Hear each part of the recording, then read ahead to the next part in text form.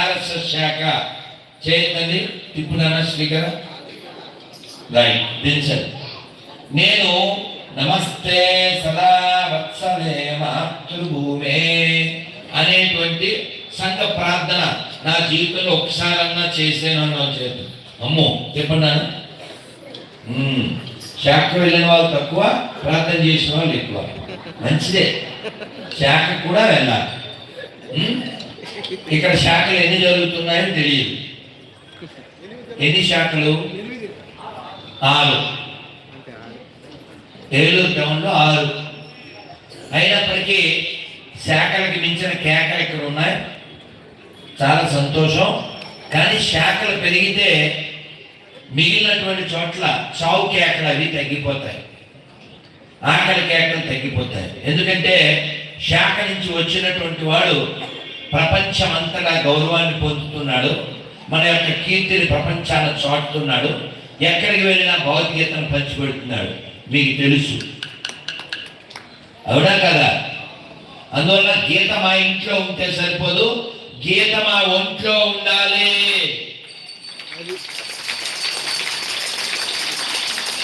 ఉండాలంటే మనం దాన్ని రోజు పట్టుకోవాలి, రోజు కొంచెమైనా చదవాలి. ఇప్పుడు అడుగుతాను, శ్రీకర్ నువ్వు కెమెరా తెప్పచ్చు. నాకు భగవద్గీతలో ఒక్క శ్లోకం వచ్చు అన్నది లేదు. ఇందాక భగవద్గీత ఉందా అంటే అన్ని చేతులు లేచినాయి కదా, ఇప్పుడు ఎన్ని చేతులు లేచినాయి చూ దించే. ఇంకో ప్రశ్న అట్లే ఉంది శ్రీకర్. నేను భగవద్గీతలో 5 అధ్యాయాల పేర్లు చెప్పగలను అన్నది చేస్తాను. బాగా తగ్గిపోయింది. 5 అడిగారు, 18 అడగలేదు. 18 ఆ 18 కూడా లేవు.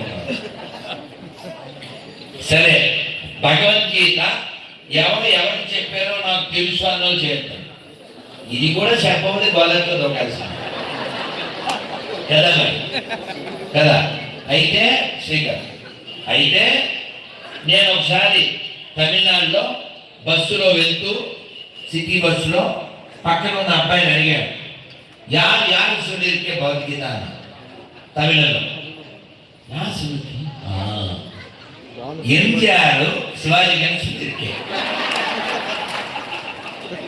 ఓహో, ఎన్టీఆర్ శివాజీ గణేష్ చెప్పాడు అని చెప్పాడు. నేను అనుకున్నా అదే ఆంధ్రప్రదేశ్లో ఉంటుంటే ఎన్టీఆర్ ఏమని చెప్పాడు అంటాడే అనుకున్నా. కానీ మనం అలా మిరిమిరి జ్ఞానం కలిగి ఉండకూడదు. కొంచెం పరిపూర్ణం కాకపోయినా కాస్త జ్ఞానమే కలిగి ఉండాలి. ఈ జ్ఞానం లేకపోవడం వలన మనలో చాలామంది అజ్ఞానంతో అదేదో అక్కడికి వెళ్ళిపోతే సమస్య తీరిపోతుంది అని అనుకుంటున్నారు. అసలు ఎక్కడికి వెళ్ళినా సమస్య తీరం అనేది ఉండదు. తారు తెలుసా? తారు ఎప్పుడు ఏ కళలో ఉంటుంది? ఏ దేశంలో అయినా తారు నలిపే, అది తారుమారు అవ్వదు. అవునా? తారుమారు అవ్వదు. తారు అలాగే తాంబారు డబ్బా అలాగే ఉంటుంది. అలాగే ప్రపంచంలో, సృష్టిలో ఏ జీవి అయినా 4 దుఃఖాలు పొందాల్సిందే. అందరూ చెప్పండి. జన్మ మృత్యు జరా వ్యాధి దుఃఖ దోషాను దర్శనం. 4 తప్పో పుట్టావా ఖచ్చితంగా చావాలి.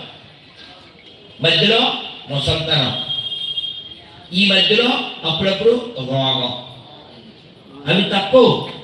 నువ్వెంత డబ్బున్నవాడివైనా బాగా చెల్లో తిరిగితే చేరాల్సిందే. శరీరం, దీనికి రోగం వస్తుంది, దీనికి ముసలితనం వస్తుంది, దీనికి చావు వస్తుంది. ఇది తప్పదు. మనం అది మానేసి బాగా మోకాళ్ళు ఎప్పుడుగా ఉన్నాయండి మీరు మాకు చెప్తారు. మేమేం చేయాలి అసలు? ఇది మేమేం చేయాలని ఏం చెప్తాను? ఇంకా అమాయకత్వం, అజ్ఞానం. ఈ మోకాళ్ళ నొప్పులు వచ్చి ఎప్పుడు వస్తుంది? మోకాళ్ళ నొప్పి గుజ్జు అరిగిపోయినప్పుడు. అవునా?